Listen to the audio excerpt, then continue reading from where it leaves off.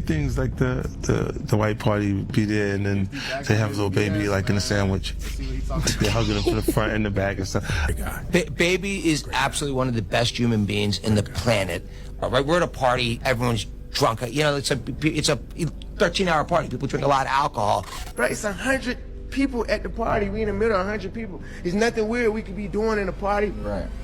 Ever since that Rubin party, that ain't my boy no more. They got him. That's what 50 Cent had to say about the viral video of Lil Baby showing off his new thigh tattoos while wearing a tank top and a pink belt. So now the whole internet is clowning. All right, y'all. How y'all feel about thigh tattoos? That looks crazy. Me personally, I wouldn't do it. Baby and saying getting your thighs tatted when you've got 0 tattoos on your upper body is some crazy work.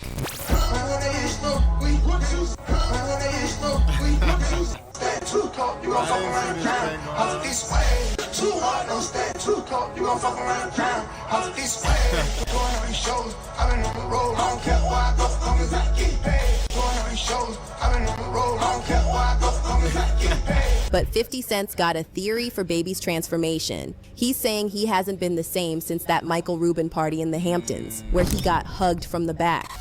50 Cent is trying to separate himself from the industry, like he doesn't have to party with them. You guys have to understand, they had a party with men walking around with their butt cheeks out, like Keke Palmer. So according to 50, this is not just about Baby's outfits or out, like Keke Palmer. So according to 50, this is not just about Baby's outfits or tattoos. This is a full-blown humiliation ritual that rappers have to go through to keep their fame and stay at the top. But what actually happened at that white party? And who is Mike Rubin anyway? And why is he so obsessed with young rappers? Mike.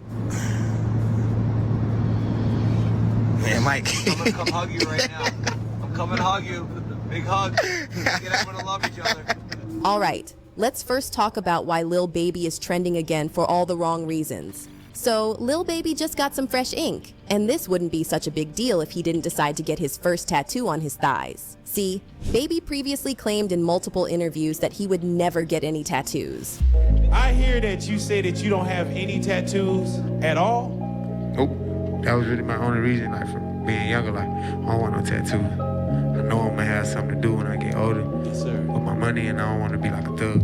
Well, fast forward to 2025, and Baby just got 90s Baby tatted on his thighs. Baby recently posted some new photos of himself on IG with the caption, "Back in that mode." And several photos were of him wearing shorts and showing off the words 90s and Baby tattooed across his thighs. There's also a large CBFW tattoo running down the side of his lower left leg, which he first revealed. That just made me think of something.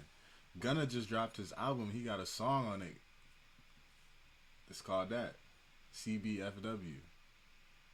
I wonder if there's some correlation there with Gunna, because you know Gunna and Baby, they not good terms. Revealed in an Instagram post on July 4th. Now you can probably guess what Baby's fans had to say about this. Things like humiliation ritual, I'm sorry you let them get to you, and the industry got a hold on my boy. Laud, them shorts. But that wasn't the end of it, because then this video went viral of Lil Baby performing in those same shorts, a tank top, and a pink belt. And y'all, he kept pulling up those shorts to show off his new thigh tattoos. We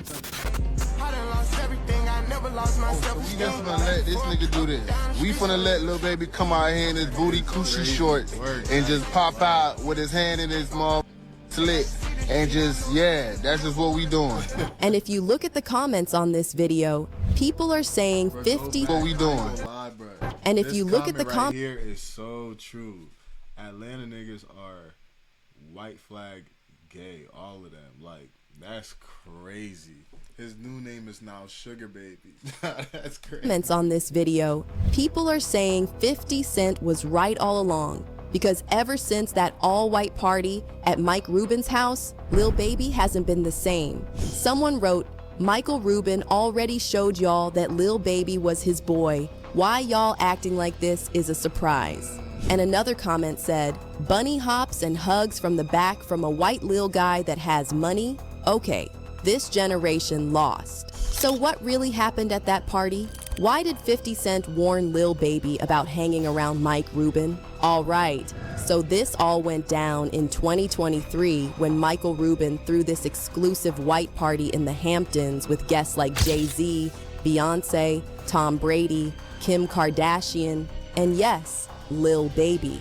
And that's when this photo of Lil Baby in a hug sandwich with Rubin and Kyle Kuzma went viral.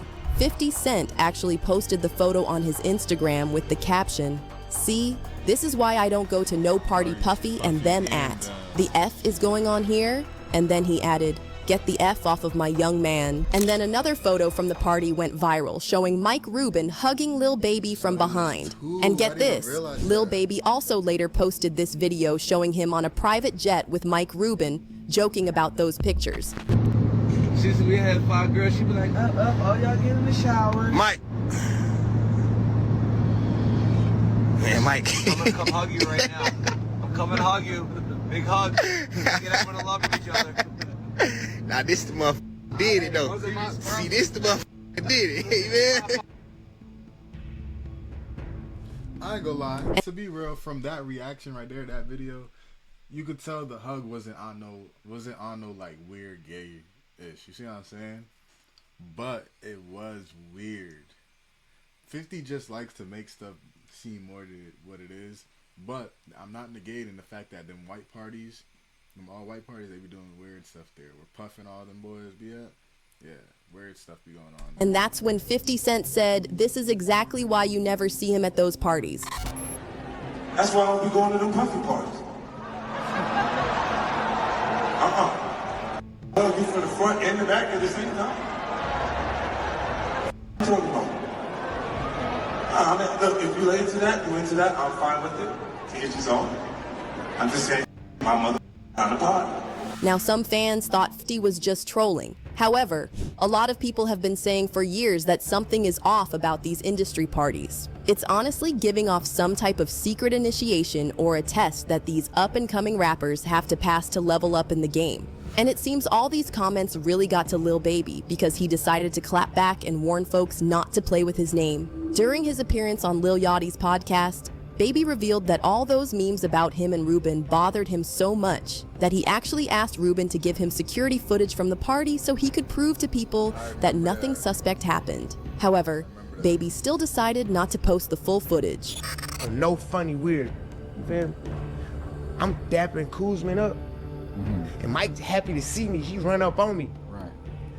I got 10 other pictures. We down there. We start down there. Bam, I'm telling his ass, Mike, I'll slam your I break your neck in this. But we play like that.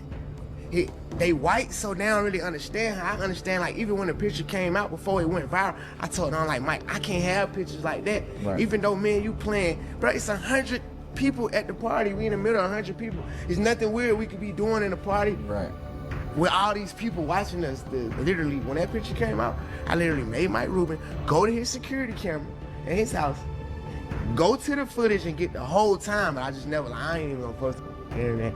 I'm just like, you feel me? Like, yeah, I ain't even trying to make it into this and make it into that. Like, man, just keep on going, because that's kind of like how I be doing. But some like all that type of that really bothered me. But see, Baby wasn't mad at Rubin. In fact, he said Rubin's been a super great influence in his life, although he added that he can't really explain exactly how Rubin influenced him. I think a lot of people don't know you and Michael Rubin's relationship. Like, people know y'all have a relationship. Yeah, they won't never know that. You know what I'm saying? Like, people would think like... I mean, you care to talk about it for a second. Like y'all are Baby, very close. Like, Baby, you run with Mike, because whether they'll think like, oh, Baby, Mike Rubin a billionaire, and like, babe, I don't give a what nobody got. You know what I'm saying? Whether he had a billionaire, whether he was a millionaire, whether I had more than him. But he has been a great influence. A super great influence, and that's the part that people wouldn't see, and that's the part, like, that's the part people want to see, and that's the part, like,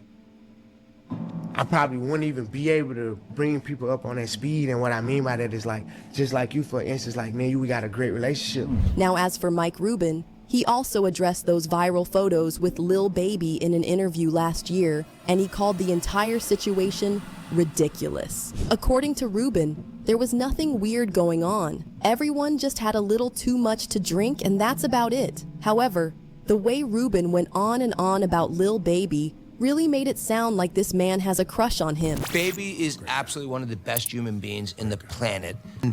Anything, he's just such a great human being, and like I love his work ethic, and also like when you hear his story, and I don't know anything about music, so when I met him the first time with Drake in the Bahamas in 2020, and he's telling me his story about, he was in jail a couple years earlier, he never rapped, and now he's got this great, kind of music career. Like, you just want to root for the guy. And I'll tell you something, I've never actually said this before. The stuff of the drunk was the most ridiculous thing in the world, right? We're at a party, everyone's drunk. It's a 13-hour party. People drink a lot of alcohol. Someone captures a picture of me jumping on his back for 1 second and then says, "Oh, there's something suspect about it." It's drunken guys. By the way, before cameras, we've all done it. Like, let's keep it real. By the way, you love WWE. You've done it more than anybody. He's rolled around with people in their skivvies. Right. Yeah, exactly. By the way, I haven't gone there. But the thing that actually killed me about that is it actually hurt his career. Last year, and I felt like I've always wanted to help people make. He's on a good build back. He's right crushing now. now. He's crushing. And He's I was just with him with Trav and him in London. But it actually, the thing is, he's such an extraordinary human being, and he's such a special person. And if you think about, people who just want to hate on social media, who one picture of, a bunch of drunken people could be turned into something that it wasn't. But a lot of people are still saying there's something off about Michael Rubin and the way he latches onto these young rappers. And he's not even in the music business. And it's not just Lil Baby. Remember that video of Meek Mill bunny hopping for Rubin on a tennis court? Go, count out loud. Count out loud. Keep That Keep going. that is crazy. Keep going. Keep going.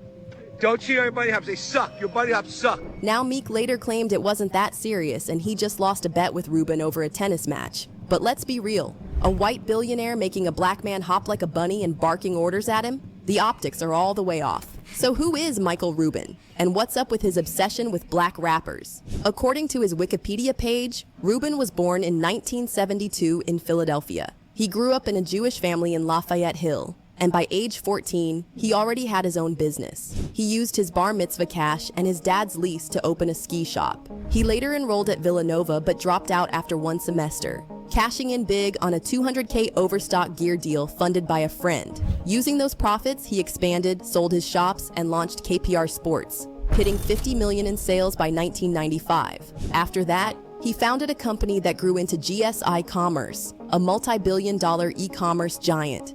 And now, Rubin runs Fanatics Inc., the licensed sportswear manufacturer for the NBA, NFL, MLB, NASCAR, Formula One, and WWE. According to Forbes, as of mid-2025, Rubin's personal net worth is valued at $10.6 billion. Now you're probably thinking, what's shady here? Rubin sounds like a smart businessman who crushed it coming from a middle-class background.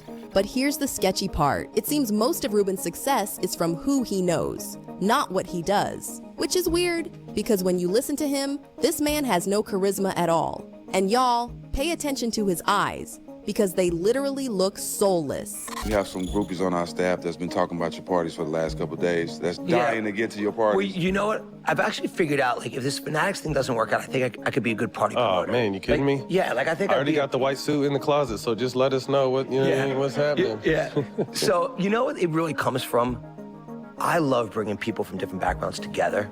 And that's something I enjoy doing. Whether it was this lunch we just talked about, whether it's my Super Bowl party, whether it's the white party. For me, it's a great time to, I enjoy bringing people from different backgrounds together. And by the way, I benefit from them because I'm always learning from people there. And so that's really where it started. We started with our Super Bowl party. And, our Super Bowl party, by the way, this was this year's Super Bowl party, I was when I had many of the owners of the football teams come up and tell me this is better than the game itself, I thought, literally, that's what people were saying to me. Right? Yeah. I think what we like to do is bring the right people together in a room and then great things happen. Honestly, there's something seriously off and creepy about Rubin's whole vibe. It just makes no sense why so many rappers and athletes seem desperate to be around him. Now here's something interesting about Rubin's all-white party. So the whole white party thing was actually made popular by Diddy back in the late 90s. Diddy's white parties in the Hamptons were the hottest made popular by Diddy back in the late Yep, that sure is. 90s. Diddy's white parties in the Hamptons were the hottest ticket. And a lot of the same celebs who partied with Diddy back then now show up at Rubin's Hamptons events, like Leonardo DiCaprio. This is him in 1997 at Diddy's white party in the Hamptons. And here's Leo last year at Mike Rubin's all-white party. Same with Jay-Z. Here's Jay and the late Uptown Records founder Andre Harrell at Diddy's white party in 2003. And here's Jay and Beyonce at last year's white party at Mike Rubin's house. So now people are saying Rubin basically took over from Diddy, and he might even be running some kind of blackmail scheme with these white parties. He might even be running some kind of blackmail